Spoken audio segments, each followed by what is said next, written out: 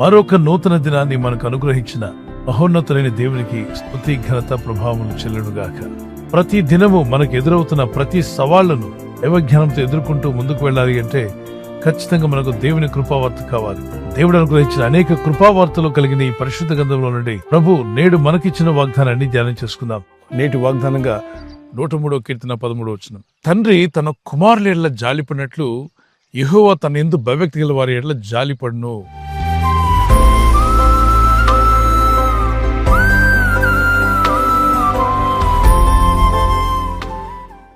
మరి ఈరోజు fathers day అని చెప్పుకుంటూ ఉంటారు కదా. ఏమిటి ఫాదర్స్ లో ఉన్నటువంటి గొప్పతనం? తండ్రులు ఎప్పుడు కూడా తన పిల్లల పట్ల జాలి చూపేవారు గాను, బాధ్యత తీసుకునేవారు గాను, ఆ పిల్లలకు కరుణ చూపి వారిని ఏ విధంగా అయినా గొప్పవారిగా చేయాలని వారి పట్ల ఎంతో ఆసక్తి కలిగి ఉంటాడు. తండ్రిని దేవుడు మనల్ని ఎంతో ప్రేమిస్తున్నాడు. ఆ ప్రేమను అర్థం చేసుకోవాలంటే నిజమైన యథార్థమైన తండ్రి తన పిల్లల పట్ల ఎలా జాలి చూపిస్తాడో అలాగే మీ పట్ల, మనందరి పట్ల ఆయన జాలి చూపువాడై ఉన్నాడు. ఈ దృశ్యంలో మీరు గమనించండి, ఆ తండ్రి ఎంత బిజీగా ఉన్నా ఒక కన్ను తన పిల్లల మీదే ఉంది.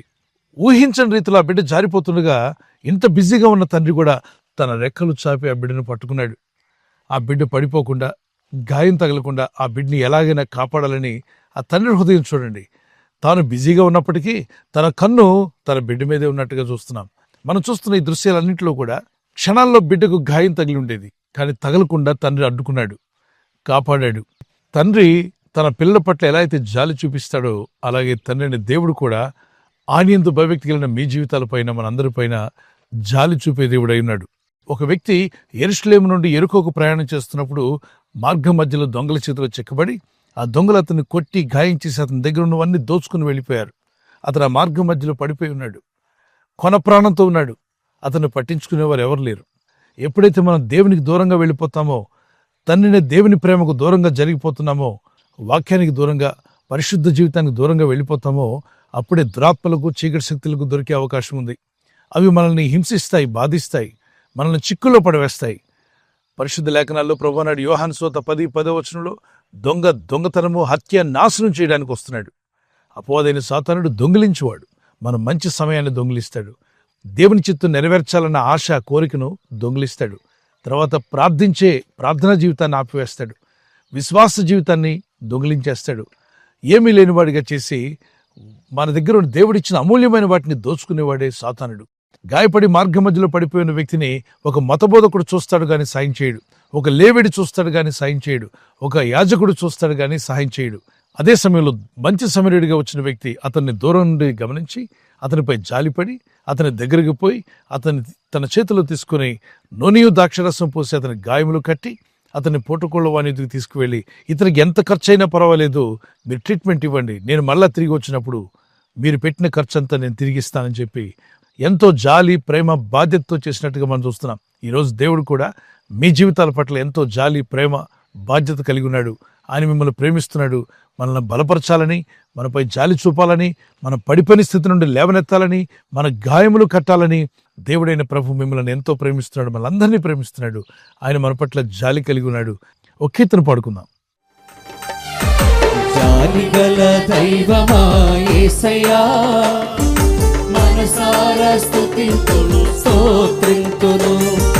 జాలిగల దైవమా యేసయ్యా, మనసారా స్తుతింతును స్తోత్రింతును. నీవు దేవుడవు, సర్వశక్తుడవు, నీవు దేవుడవు, సర్వశక్తుడవు. నీ జాలికి హద్దులే లేవు, నీ ప్రేమకు కొలతలే లేవు. నీ జాలికి హద్దులే లేవు, నీ ప్రేమకు కొలతలే లేవు. అవి ప్రతిదినము క్రొత్తగానులు, అవి ప్రతిదినము క్రొత్తగానులు. జాలిగల దైవమా యేసయ్యా, మనసారా స్తుతింతును స్తోత్రింతును. జాలిగల దైవమా యేసయ్యా, మనసారా స్తుతింతును స్తోత్రింతును. తప్పిపోయిన కుమారుడు ఎలా అయితే తండ్రికి దూరం అయిపోయి గాయాలు పాలయ్యాడు, అనారోగ్యం పాలై వేదంతో ఉన్నప్పుడు మళ్ళా తిరిగి తండ్రి యొద్దకు వెళ్తాను అని ఎప్పుడైతే అనుకున్నాడో, తండ్రి యొద్దకు తిరిగి రావడానికి అతను ఒకసారి రియలైజ్ అయ్యాడు. తన పరిస్థితి ఏంటో, తను చేసిన తప్పిదాలేంటో, తన దోషములేంటో అర్థం చేసుకుని, నేను చెడు మార్గాన్ని ఎంచుకున్నాను, నా చెడ్డ తీర్మానాలు నా జీవితాన్ని నాశనం చేస్తానని గుర్తించి, గ్రహించి తండ్రి ప్రేమను గుర్తు చేసుకున్నాడు. తండ్రి ఇంట్లో ఎంత ప్రేమగా పెరిగాడో, ఆ తండ్రి ఎంత జాలి, ఎంత ప్రేమ తన కుమారుడి పట్ల చూపించాడో అవన్నీ గుర్తొచ్చినప్పుడు దుఃఖం కట్టలు తెంచుకుంది. నాన్న దగ్గరికి వెళ్ళిపోవాలి, ఈ లోక జీవితం వ్యర్థం, నన్ను నేను మోసం చేసుకున్నాను, తండ్రిని దుఃఖపరిచి దూరంగా పారిపోయి నష్టాలు పాలయ్యానని రియలైజేషన్లోకి వచ్చాడు. దేవుని ప్రేమకు దూరంగా వెళ్ళిపోతున్నారా? వాక్యానికి దూరం అయిపోయారా? ప్రార్థనా జీవితానికి దూరం అయ్యారా? విశ్వాస జీవితాన్ని విడిచిపెట్టే పరిస్థితి ఏర్పడిందా? వెంటనే రియలైజ్ అవ్వండి. ఒకసారి ఆలోచించండి, యోచించండి. ఆ తప్పిపోయిన కుమారుడు ఎప్పుడైతే తాను రియలైజ్ అయ్యాడో, ఆ realisation led him to repentance. Repentance led him to return to the father, and then he rejoined with the father and he rejoiced with the father. మరొకసారి తండ్రి ప్రేమ, తండ్రి జాలి, తండ్రి యొక్క సింపతి ఏంటో చూడగలిగాడు. మీ జీవితాలు దేవునికి దూరంగా వెళ్ళిపోతూ ఉంటే మారు మనసు పొందండి. తండ్రి జాలితో ఎదురు చూస్తున్నాడు.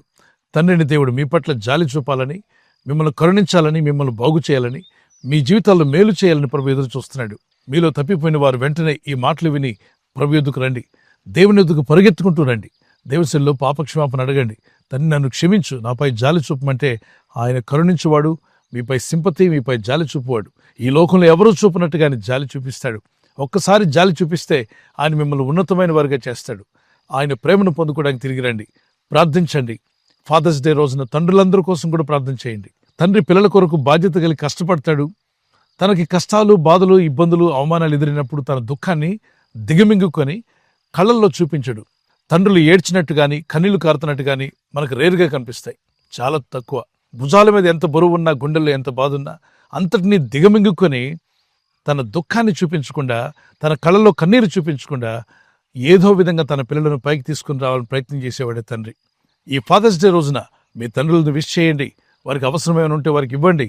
వారి ప్రేమను జ్ఞాపకం చేసుకునండి. మిమ్మల్ని ఎంతో ప్రేమించి ప్రయాసపడి పెంచిన మీ తండ్రుల యొక్క ప్రేమను జ్ఞాపకం చేసుకోండి. వారు చూపిన జాలి, మీ పట్ల వారు చూపిన శ్రద్ధ, వారు భుజాల మీద ఎంత బరువు మోయబట్టో ఈరోజు ఈ స్థితిలోకి మీరు వచ్చారు. కనుక మీ తండ్రుల ప్రేమను జ్ఞాపకం చేసుకోండి. దేవుడే తన ప్రేమను తండ్రి ప్రేమతో పోల్చి మాట్లాడుతున్నాడు. తండ్రి తన పిల్లల పట్ల జాలి చూపినట్లుగా నేను మీ పట్ల జాలి చూపిస్తాను. ఆయన జాలి చూపే దేవుడు, కరుణించి కాపాడే దేవుడు. ఇక ఆలస్యం ఎందుకు? దేవుని చేతుల్లోకి పరిగెత్తుకుంటూ రండి. ప్రార్థన చేసుకుందాం. పరలోకమందున్న మా తండ్రి, ఎంతో ప్రేమ, జాలి చూపి మమ్మల్ని రక్షించావు. ఈరోజు ఎవరైనా రక్షణ లేకుండా ఉంటే వారు కూడా నీ ప్రేమను తెలుసుకుని రక్షింపబడినలాగున మారు మనసు పొంది నీ వైపు తిరిగి నీవిచ్చే రక్షణ సొంతం చేసుకుని తిరిగి జన్మించిన అనుభవంతో దేవుని కృపలో, దేవుని దయలో ఉన్నటువంటి సంతోషాన్ని, పరిశుద్ధాత్మ యొక్క ఆనందాన్ని వారు పొందినట్లు ఇప్పుడే వారిని దర్శించండి. వారి ఆత్మలను తాకండి. వారి పాపములను క్షమించండి. వారి శాపములను తీసివేసి వారి జీవితాలను వెలుగుతో నింపమని వేడుకుంటున్నాను. మీ కరుణ, మీ జాలి మాకు ఎంతో అవసరం. ఈ లోకంలో జీవిస్తున్న ప్రతి ఒక్కరూ కూడా మీరిచ్చే శాంతి సమాధానాలు పొందినట్లుగా నాయనా నీ సహాయం దయచేయండి. ఈ లోకంలో జీవిస్తున్న మమ్మల్ని అందరినీ కూడా మీ కృపతో, మీ దయతో నింపండి. మీ రాకడకు మమ్మల్ని సిద్ధపరచండి. ఈరోజు ప్రార్థించి ప్రయత్నించబోతున్న శంకుస్థాపన అయిన, గృహప్రవేశమైన, ఒక బిజినెస్ ప్రారంభిస్తున్నా, ఉద్యోగ ప్రారంభానికి వెళ్తున్నా, ఒక మంచి కార్యక్రమాన్ని ప్రారంభిస్తుండగా, నేను వారి బిడ్డల వివాహం కొరకు ప్రయత్నాలు చేస్తుండగా వారు చేస్తున్న ప్రయత్నాలు ఫలించలాగున మీ దూతలకు ఆజ్ఞాపించండి. ఎవరైనా హాస్పిటల్లో ఉన్నా, ఐసీయూలో ఉన్నా, ప్రభు ఎవరైతే సీరియస్ కండిషన్లో ఉండి బాధపడుతున్నారో వారికి యేసు నామములో స్వస్థతను అనుగ్రహించండి. కృంగిపోయిన వారిని లేవనెత్తండి. మీ గాయపడిన హస్తమును చాపి వారికి ఉన్న సకల రోగాల నుండి విడుదల ఇచ్చేయి. వారిని లేపి నడిపించడాన్ని సాక్షులుగా నిలబెట్టుకోండి. ఈ ఉదయకాలం ప్రతి రోగి యేసు నామములో స్వస్థత నొందునుగాక.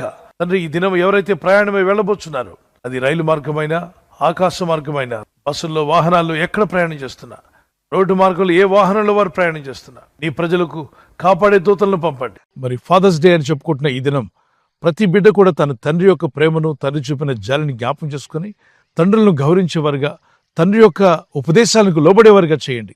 వారిచ్చేటువంటి సలహాలు తీసుకునే పిల్లలుగా చేయండి. అలాగే మా అందరికీ పరలోక తండ్రిగా మీరున్నారు. చక్కని ఉపదేశం మాకు దయచేశారు. లేఖనాల్లో, పరిశుద్ధ వాక్యాల్లో మీరు అనేక విషయాల హెచ్చరికలు, మీరు ఇచ్చినటువంటి వాక్య కట్టడలు అవన్నీ మా మేలు కోసమేనని, మేము దీవించబడి ఇతరులకు దీవెనకరంగా ఉంటామని మీరు సెలవిచ్చినటువంటి, మీరు అనుగ్రహించిన ఈ పరిశుద్ధ గంధమును బట్టి మిమ్మల్ని స్తుతిస్తున్నాం. నీ ప్రజలందరినీ తాకి బలపరిచి వారి గాయములు కట్టి వారిలో గొప్ప ఉజ్జీవాన్ని కలుగజేసి నీ జీవ మార్గంలో నడిపించి మహిమ పొందమని యేసు క్రీస్తు పరిశుద్ధ నామములో అడిగి వేడుకుంటున్నాను నా పరలోకపు తండ్రి. ఆమేన్. ఆమేన్. God bless you.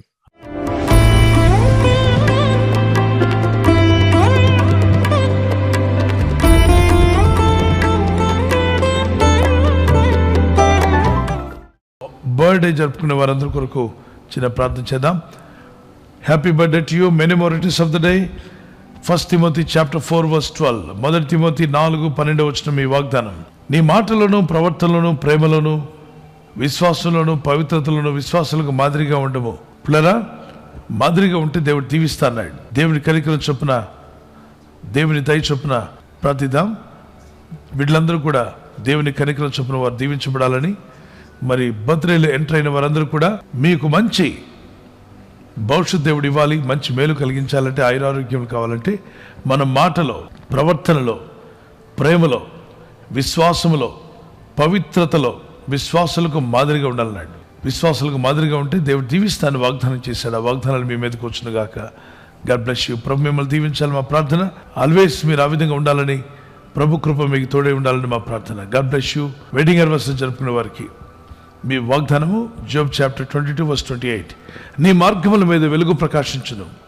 Light will shine on your ways. మీ మార్గముల మీద వెలుగు ప్రకాశించి మీరు వర్ధిల్లి అభివృద్ధి పొందుదురుగాక. ఆమెన్. God bless you. Many more anniversary to you. May the Lord continue to bless you. ప్రభు రాకడ ఆలస్యమైతే silver jubilee, golden jubilee, platinum కూడా జరుపుకునే సహాయము భార్య భర్తలైన దంపతులైన మీకు కలుగునుగాక. మీ ఇద్దరి మధ్యలో ఐక్యత, ఏక మనస్సు పరిశుద్ధాత్ముడు కలిగించునుగాక. God bless you. ఈ ఛానల్ మీరు సబ్స్క్రైబ్ చేసుకోవడం వలన 2 పనులు జరుగుతున్నాయి. ఒకటి, సువార్త జరుగుతున్నది, ఆత్మలు రక్షించబడుతున్నాయి. రెండవది, పేదలకు, అనాథలకు ఈ ఛానల్ ద్వారా సహకారం అందించడం జరుగుతుంది.